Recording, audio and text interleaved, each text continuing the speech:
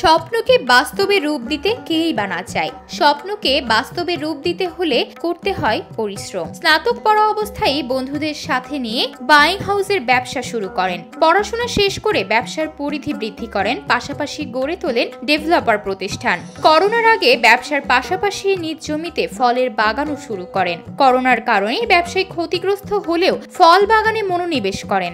স্বপ্ন গুনতে শুরু করেন কিভাবে ফলের বাগান বৃদ্ধি করা যায়।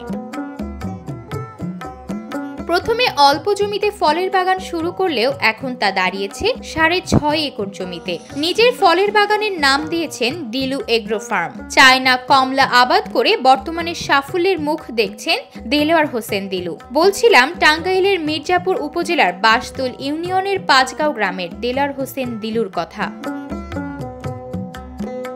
সরেজমিনে গিয়ে দেখা যায় বাগানে চায়না কমলার বাম্পার ফলন হয়েছে।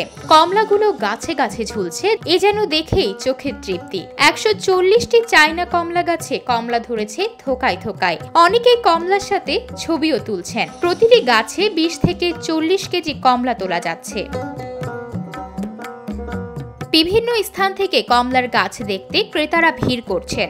বাগান দেখে উদ্যোক্তা হওয়ার আগ্রহ প্রকাশ করেছেন অনেকেই। পাঁচগাঁওয়ের গ্রামে এরকম একটি কমলা বাগান হয়েছে, এটা অবশিষ্ট, এটা আসলে আল্লাহ তাআলার একটা অশেষ রহমত। ইনশাআল্লাহ আমারও ইচ্ছা যে এরকম একটা বাগান আমরা যদি সবাই করি তাহলে ইনশাআল্লাহ আমরা বেকার থাকবো না। বাগানের কমলার ফলন দেখে আমি আসলে সত্যি অভিভূত যে আমাদের টাঙ্গাইলের মির্জাপুরে এত ভালো কমলার ফলন হয়েছে দেখে আমারও ইচ্ছা জাগছে যে এরকম একটা ছোটখাটো বাগান যদি আমি পারিবারিকভাবেও করতে পারি, এখান থেকে কোনোভাবে চারা সংগ্রহ করে, তো আমার সেই ইচ্ছা আছে যে এরকম একটা ছোটখাটো পারিবারিক বাগান করা। দেখার পরে উদ্বুদ্ধ হয়েছি যে আসলে কমলা বাগানটা পরিদর্শন করার জন্য ভবিষ্যতে যাতে আমিও এরকম একটা উদ্যোক্তা হতে পারি সেই আশা নিয়ে আমি এখানে আসছি এবং দেলোয়ার ভাইয়ের সাথে কথা বললাম।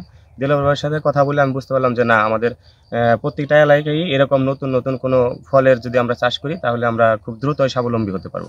6.5 একর জমিতে রয়েছে ফলের বাগান। 2019 সালের ডিসেম্বর মাসে অল্প পরিসরে চায়না কমলা গাছে চারা রোপণ করে সঠিক পরিচর্যা করার ফলে 2022 সালে গাছে চায়না কমলা আসতে শুরু করে। চায়না কমলা আবাদে বছরে 3.5 লাখ টাকা থেকে 4 লাখ টাকা আয় করেছেন দিলু। খরচ বাদে 3 বছরে চায়না কমলা থেকে আয় করেছেন 9.5 থেকে 10 লাখ টাকা।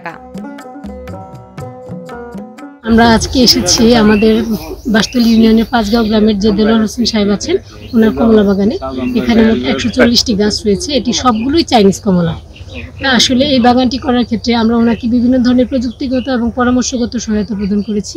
আসলে বাগানটি আমরা বেশ সুন্দর, মাত্র 3 বছরে আমরা বেশ সুন্দর ফলন দেখতে পাচ্ছি। আশা করছি সামনে ফলন আরো অনেক বাড়বে এবং আমাদের কৃষক ভাইরা নতুন করে যারা বাগান করতে আগ্রহী তারা এই বাগানটি দেখে উদ্বুদ্ধ হবেন বলেই আমার বিশ্বাস।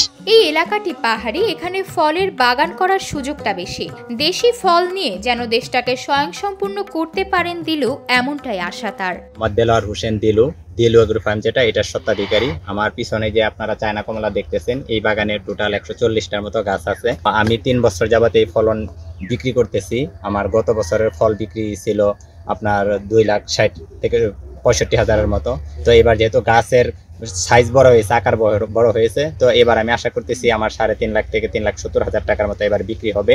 তো খরচ বাদ দিয়েও আমার 3 লাখ টাকার মতো প্রফিট থাকবে। আমার যেহেতু মিশ্র বাগান, বাকি এই শুধু কমলার বাগান করে আমি এখান থেকে যথেষ্ট সফল।